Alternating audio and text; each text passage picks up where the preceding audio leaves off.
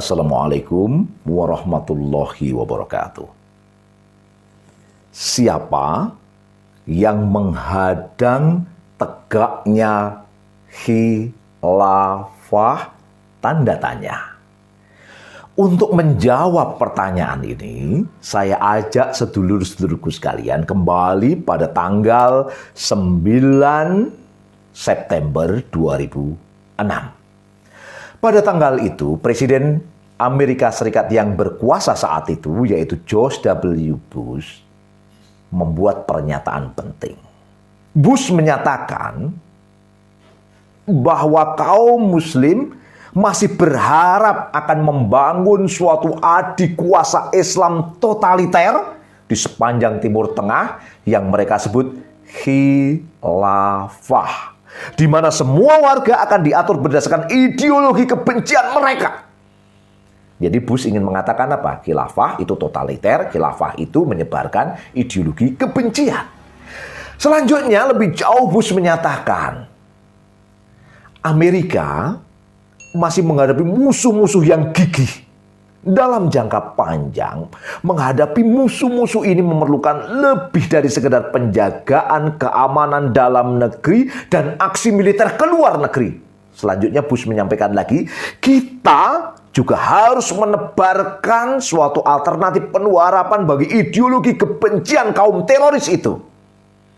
Selanjutnya Bush menyampaikan lagi, jadi Amerika berdampingan dengan para pemimpin dan tokoh reformasi demokrasi serta menyokong seruan toleransi dan moderasi di Timur Tengah dengan mengembangkan kebebasan dan demokrasi sebagai alternatif luar biasa bagi radikalisme, dan dengan menyokong demokrasi muda seperti Irak, maka kita sedang berupaya mendatangkan masa depan lebih cerah ke kawasan ini, dan itu akan membuat Amerika dan dunia lebih aman.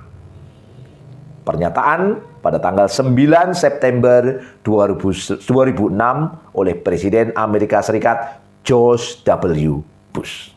Oke, apa yang bisa kita pahami dari pernyataan Bush ini?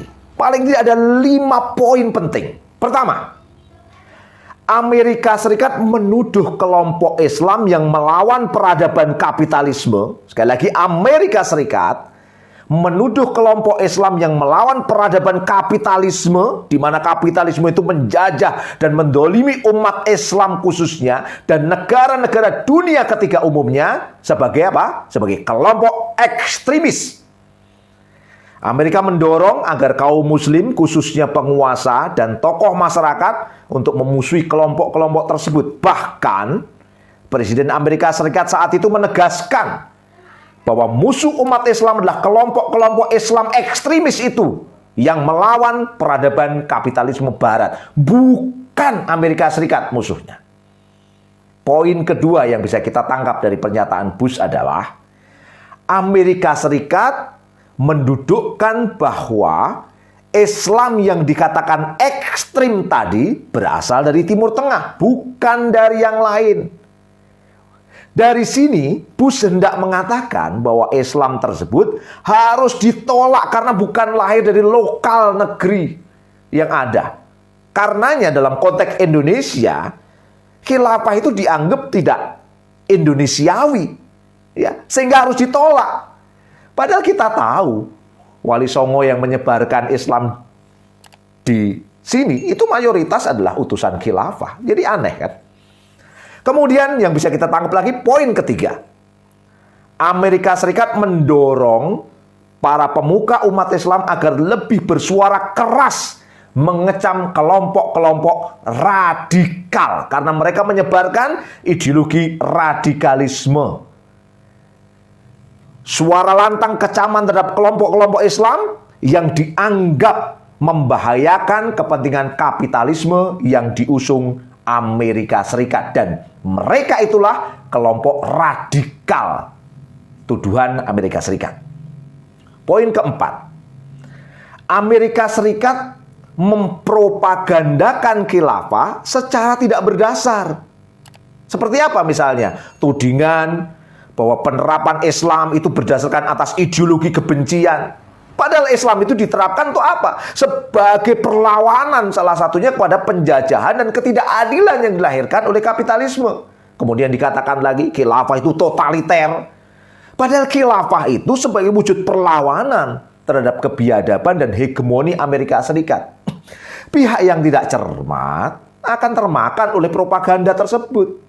Karenanya umat Islam sejatinya harus berdialog. Pada hakikat khilafah itu apa? Bukan menari-nari di atas genderang Amerika Serikat.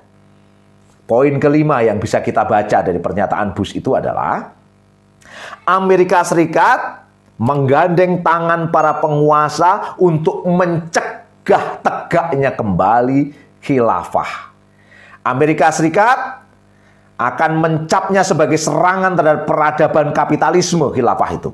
Padahal khilafah adalah perlawanan terhadap perilaku penjajahan dan kezaliman kapitalisme pimpinan Amerika Serikat. Kemudian khilafah itu akan mewujudkan peradaban manusia yang modern dan beradab. Tidaklah mengherankan bila para penguasa dunia Islam saat ini, termasuk Indonesia tentunya, belum dapat menerima khilafah sebagai solusi yang digali dari Al-Quran dan As-Sunnah. Penyebabnya bukanlah ketidaksesuaian khilafah bagi dunia Islam, buat Indonesia termasuk dalamnya, melainkan karena kuatnya tekanan Amerika Serikat terhadap mereka, dan mereka pun terperdaya oleh kata-kata Amerika Serikat ini. Oke, 5 poin itu kira-kira teman-teman sekalian. Melihat 5 poin di atas, nampak jelas adanya keselarasan. Catat sekali lagi, adanya keselarasan antara apa yang menjadi kebijakan Amerika Serikat dengan suara-suara pihak-pihak yang tidak setuju dengan tegaknya khilafah termasuk di negeri ini, di Indonesia. Jadi, umat Islam jangan sampai terjebak pada kebijakan Amerika Serikat yang ingin melanggengkan hegemoninya, melanggengkan penjajahnya di dunia termasuk di negeri ini. Yang penting sekarang adalah berdialog secara logis, intelektual, syar'i untuk menyelesaikan masalah Indonesia khususnya dan dunia pada umumnya. Ayo kita ngopi, duduk santai, kita bicara tentang khilafah sebagai solusi. Santai tanpa kekerasan, intelektual argumentatif tanpa persekusi. Ayo kita duduk bersama bicara khilafah.